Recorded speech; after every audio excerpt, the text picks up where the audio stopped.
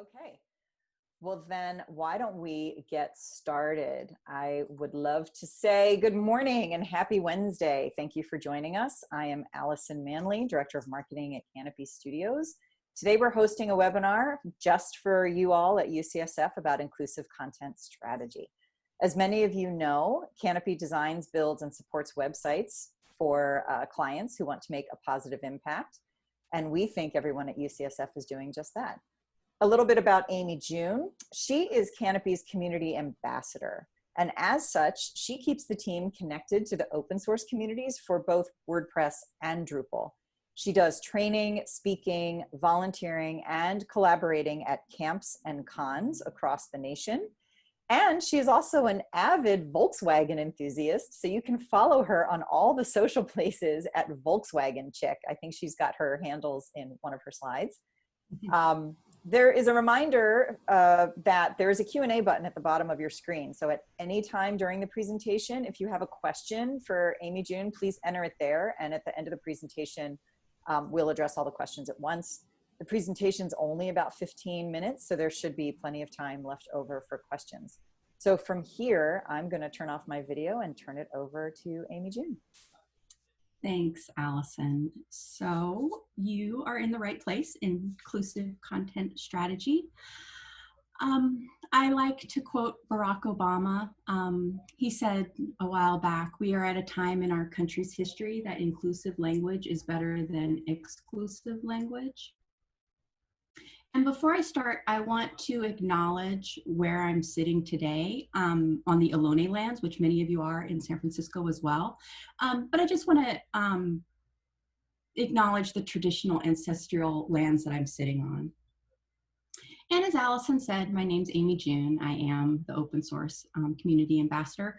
I am a hospice nurse by trade, so it gives me a really unique perspective of human nature. And I use the pronouns she and her. What is inclusion? It is really multifaceted, and hopefully this presentation will give you all a better understanding. But there's different ways we can look at inclusion. We can look at inclusion on the personal level. We can look at it on the community level, and then we can look at it on the global level. And we need to remember that inclusion can mean different things to different people. And then to sort of narrow it down a little bit more, I want to talk about the differences between diversity and inclusion, because oftentimes diversity and inclusion are lumped together and people assume that they're the same thing. But I don't think that's the case. In our workplaces, diversity sort of equates to representation. But without the inclusion part, the connections that bring all of those types of talents together and encourage participation, foster the creativity, and lead to business growth just don't happen. I think diversity is focused more on tracking the characteristics. It does seek to invite people who've been previously excluded on things like gender, or ethnicity, sexual orientation, ability, age, any of those characteristics that people can be labeled with. And I have on the slide that it refers to the vast differences of the vast array of human differences, whereas inclusion refers to the intent of individuals or systems or organizations to actively include and support those vast array of differences that we have in diversity. Inclusion is more about welcoming and embracing diversity because of the benefits it brings. It really amplifies those marginalized voices and ideas. Inclusion exercises diversity, is a conversation deepened by diversity. Berna Myers puts it very elegantly. She says, diversity is being invited to the party and inclusion is being asked to dance. And also there's a great line I like to quote from an article by Leading Differently blog. It said, diversity is when you count the people, and inclusion is when the people count. And really for marginalized communities, it boils down to the differences of just being tolerated versus being accepted and celebrated for your unique part in society. And what does it mean to have meaningful content? Some of you may have come to my inclusive content talk earlier in the year, or was it last year even? We want to think about our readers. Of course, we all have target audiences for some of our content, but really copy should be for everyone. And meaningful content means that we must not make assumptions, because assumptions create barriers which are really hard to remove. We shouldn't assume a person's political stance. We shouldn't assume their socioeconomic class. We shouldn't assume anyone's abilities. And remember, as we get older, everyone becomes more disabled. Our hearing and sight can deteriorate over time. We can look at situational or temporary disabilities. I recently had ear surgery to get my eardrum replaced. And what a surreal experience not being able to hear out of one of my ears. It made me really think about how little things like captioning is important. Meetings and even face masks, you know. And we need to remember that not every disability can be seen. You know, there's debilitating pain, there's fatigue, there's learning differences, there's mental health disorders, as well as those hearing and vision impairments. Other common assumptions people make are around one's gender identity, sexuality, and their pronouns. Gender, sex, and sexual identity are all very different things. And I want to point out a piece of language. Because we want to be aware of the language we use around pronouns. They aren't preferred pronouns. They're just pronouns. They're what people go by. So it's little differences in our language that really make an impact. So we'll move on and talk about inclusive language. Increasing how inclusive we are when we talk in the copy we have, it really means to strive to understand the way that language is often unconsciously making assumptions about people. It can unintentionally reinforce dominant norms that society and people have around sexual orientation, race, class, gender, anything, again, that people can identify with. We want to make sure that we only reference personal attributes or characteristics when it's relative to the context. Ableist language. Ableist language is any word or phrase that devalue folks who live with disabilities. Most of the time it's inadvertent, but ableist language suggests that people with disabilities are abnormal. So we want to be sure to use people-first language. An example of that is use people with disabilities instead of the disabled. But it boils down to really using the language that people prefer, because, like the last example, disability is no longer universally accepted, but it is accepted by some. And moving away from that, we really want to use the people-centered language. We want to avoid the negative and demeaning language for people who live with disabilities. There's a long list here, but I'm not going to go through them all. But an example might be someone living with AIDS versus AIDS victims. Or instead of saying wheelchair bound or confined to a wheelchair, we would say people who use wheelchairs. And it's become rather common to use descriptive words of mental illnesses like crazy or dumb or even lame in the workplace. And using those words may seem relatively harmless, but what it does is it gives a negative value to words like crazy and insane, and it can marginalize people. OCD is one that I like to use as an example because, you know, it's obsessive compulsive disorder. It is often misused and can be really hurtful because OCD is a mental illness that means so much more than just being organized or having a place for everything on your desk. It's an obstacle that some people live with every day. And all of these words have replacement words that we can use. So instead of OCD, we could say something like clean or organized. And another aspect of inclusive language is being sure that the words we use are gender neutral. We want to make sure that the words we use in our everyday language, in our copy, in our social media encompass all genders rather than just two, because there are so many more genders than two. And this goes around nouns and titles and names and pronouns. It's just not okay to use gendered introductions anymore for a diverse group of individuals, especially a diverse group of individuals you don't know.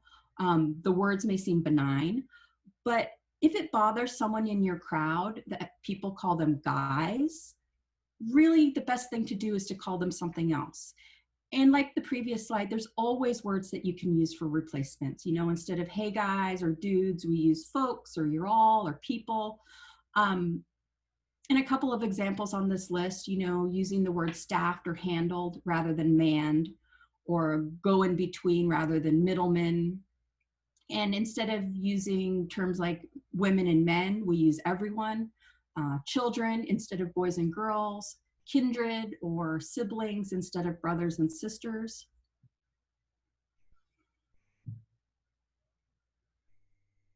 Our language is littered with symbolism of white as positive and black as negative. Cultural racism, you know, using phrases like culturally deprived or economically disadvantaged, even the words underdeveloped, are terms that kind of warp the truth and frames a sense of superiority. And another long list of words where I'm only going to go through a couple of them, but it really boils down to the awareness and the education behind some of these terms. So instead of using the word colored, people use people of color. It's a widely accepted umbrella term. Gypped comes from the word gypsy, which refers to Romanian people who were often unfairly characterized as swindlers. Ghetto is one that I used growing up, like ghetto blaster. It's suspected to come from the Italian word for waste. And it dates back to the concentration camps of World War II. And nowadays it's often used to label the neighborhoods that marginalized communities are forced to inhabit due to socio and economic disadvantage. So when we use terms like ghetto, it really brings classism and racism into the picture. So on the slide deck that Allison shared, these are all links to articles for these specific words. So you can kind of get how some of these words have evolved over time and why, once you know that they're not okay, not to use them anymore. There's also the idea of privilege when it comes to our language.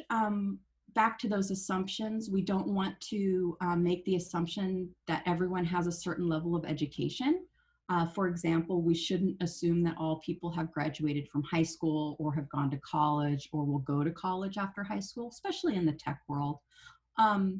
Use language that doesn't assume a certain level of financial means either, or sort of vocation. A good example would be phrases like real job or honest living. Those can be problematic by perpetuating discriminating against certain sects of the labor force. So that's something to keep in mind in our language. And it's okay for us to admit that our past self made mistakes and we weren't equipped with that sufficient knowledge. So what's left is moving forward. So we as content authors and designers and coders need to go beyond just having empathy to really strive to include everyone in our content strategy. Folks want to be seen as equal participants and not as afterthoughts too. So language is real important around that. So I have some examples of some common copy. The higher ed here at UCSF, we want to make sure that certain pages represent your school. And one of those is admission pages. And I'm going to say this again. Make sure your pages represent your school.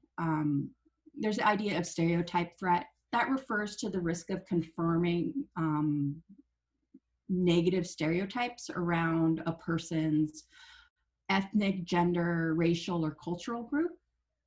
Tokenism, that is simply giving the illusion of equality without achieving it. Merriam-Webster's definition I like a lot. In that book, they say, the practice of doing something such as hiring a person who belongs to a minority group only to prevent criticism and give the appearance that people are being treated fairly. So along those same lines, your imagery should really align with your population. And then being careful to only reference personal attributes in your copy, to only reference personal attributes or characteristics when it's relative to the context. And hiring practices, this might not be too relevant here, but making sure that we use words that don't skew toward gendered interpretation, because that can discourage some folks from applying. And this can be in application pages as well. You want to avoid, gendered language like male-oriented titles. Often you see hacker or ninja. And using insider language or jargon in job ads and admission pages can make it easy for applicants to feel like they're outsiders. So keep your language simple and straightforward. In our code bases, be mindful of code bases, archives, and documentation that have harmful language. Whitelist and blacklist is being scrutinized, master and slave. So whitelist could be perhaps allow and deny. Master could be parent and child. And making sure we don't use pronouns anymore. Instead of saying he and she in our copy, use they or the user. Social media, just want to touch upon this. Digital blackface refers to non-Black folks claiming Black identities online, or non-Black folks using Black people in their GIFs or memes to convey their own thoughts and feelings. And just as most of us wouldn't tolerate a white person taking stage dressed in blackface, we need to make sure that we have that same degree of no tolerance in the online spaces as well. And the reason why this is important is because it perpetuates Black stereotypes. If we see white people using Black reactions, like stealing those sort of emotions and perpetuating those stereotypes of like sassiness or anger or excitement, it really turns people of color's emotions into comedy at our pleasure. So the problem lies in the ways that historically people of color have been and still are exploited by the media for humor. So the more you know, right? Having the information moving forward. So now what? If you have the privilege to change your language because you have ability or resources and cognitive abilities, considering becoming more aware of how that everyday language can perpetuate ableist, gendered, racial ideas and values, so it's really using your privilege to everyone's benefit, right? And begin, the rest is easy. That first step is always the hardest. So you can start with being a good example and an ally. We can all make our presentations, our venues, our copy accessible and inclusive. And there are tools available to help us with this content. And in the next couple slides, I have some references. With saying that, I want to introduce the idea of calling out versus calling in, because conversations are hard. But calling out is that idea of publicly letting someone know when their values and language don't align to your own. It's, like public shaming. We see this a lot on Twitter. And these actions and behavior can be really oppressive and often shuts people down. That shaming culture is amplified on the internet because there's a degree of anonymity, right? And it often makes the conversations more horizontal, and it shuts down conversations. While calling in can take the form of like a private conversation and be a time for more of an education, because people do make mistakes or are unaware that they've caused harms. And when you call someone into a private conversation and not publicly, it really creates a more productive dialogue, you know, so be very mindful about that shaming culture. And it comes to education and training, you know, content editors and authors are really active participants in our websites, much more than front-end developers or the designers and the coders in the long run, because we're in the sites every day after it's built. So if we train our coders and our designers and those sort of things for accessibility, we should really have that same courtesy for our content editors with inclusion and accessibility as well. So there's some apps that we can use to check our content before we publish it. The Hemingway app includes readability and grade levels. Grammarly is a good one. It checks your copy for clarity and passive voice acronyms. Tenon.io is a good one. It offers support for inclusion guidance and things around gender, age, and ability, and age bias. So there's the list of tools. And then going back to like thinking about what inclusion is, there's inclusion on the personal level, the community level, the organization level, and the global level. And, you know, be thoughtful. It's doubtful you'll ever be called out for being too considerate. Having that oblivious communication is a quick way to lose our audience before they even get engaged in our copy and websites. And we don't want anyone to feel hurt or feel excluded from our message. So just have the idea that if you can choose between behavior that upsets some people versus behavior that upsets no one, it's just better to default to that neutral language, because language is powerful. Thank you. Needed to keep it short. We did do a presentation last fall, I think, on inclusive content strategy or accessible content strategy, which goes a little bit more deeper into the accessibility part of all of it. Yes, and we actually did you did one on accessible media. You can go a whole 45 minutes just talking about making your media accessible. So there was a lot to pack in here in just 15 minutes. But Amy June is a great resource for, as we said, like media, more inclusive content. So there's quite a bit more there. So if anyone has any questions, now's the time to type them into the Q&A. I don't see any yet, but I will ask one, Amy June. What is the best way for folks who are working on a team of maybe they're just a team of one, or maybe they're only a team of 5 or so, the best way to start a conversation with their team around getting this going with their content? So that's a really good question, because these sort of difficult conversations can leave people pretty vulnerable.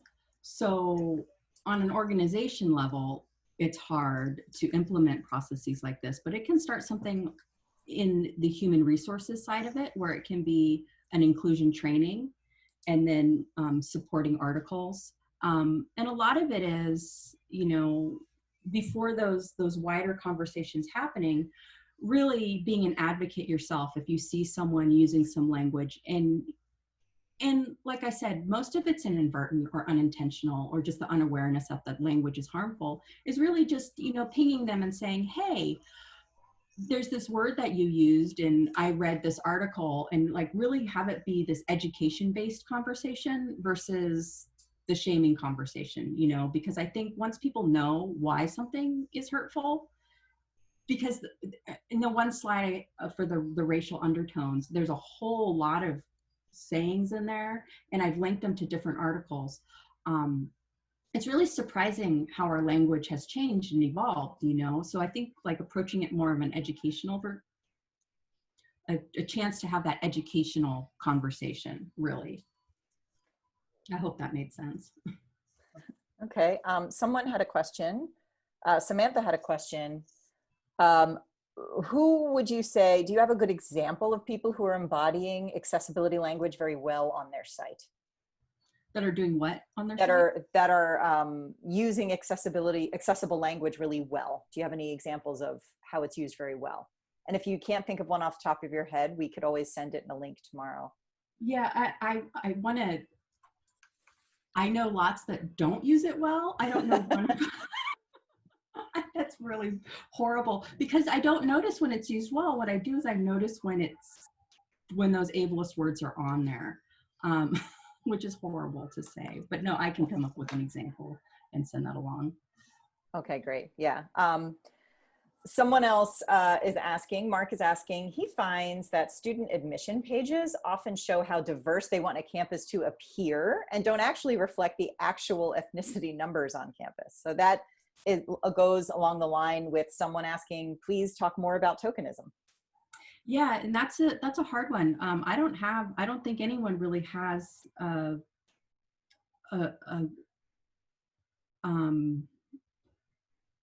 have any really innovative ideas behind it because it's that age-old question, that age-old dilemma of we have a primarily, X amount of people on our campus and we want to invite more diverse candidates, but there's the other side where all of your, it's just such a catch-22, right? Because you don't want to have one picture with, half people of color and half white to promote the diversity when that really isn't true. So I don't have the answer to that because that is just one of, like I said, the diversity is the numbers and the inclusion. So maybe having images of the inclusive part of your campus, like the drum circles or the events that you have on campus, and really, having it be instead of celebrating the diversity, celebrating the inclusion on your campus, to kind of spin it a little bit. That's a great solution. I would say one of the things I like about what we did on the Canopy site on our careers page is that we said, we acknowledge that we have a pretty diverse team, especially the fact that we're run by mostly women. The director team is almost entirely women, but we also acknowledge that we could do better. Like we say, hey, we're diverse in these ways, but we know that we could do better. So we encourage diverse candidates to apply. I think you just have to sort of own it and say, look, we're not as diverse as we'd like to be, but we're trying to get there. And really being mindful of your inclusion statements too, your diversity and inclusion statements or your equal opportunity employment statements, really making sure that language is framed in a way that's truthful, because people are going to look at that and then they're going to really expect that to be the case. So be prepared to have, if your values don't match those statements, be prepared for people to call to let you know that they don't match. So yeah.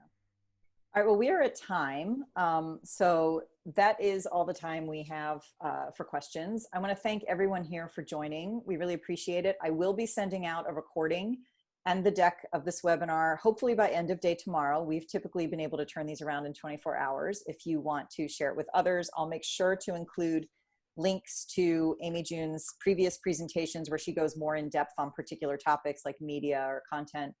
And as a reminder, Canopy would love to help you with your website. If you need it, you can reach out to us at hello@canopy.com if you're interested.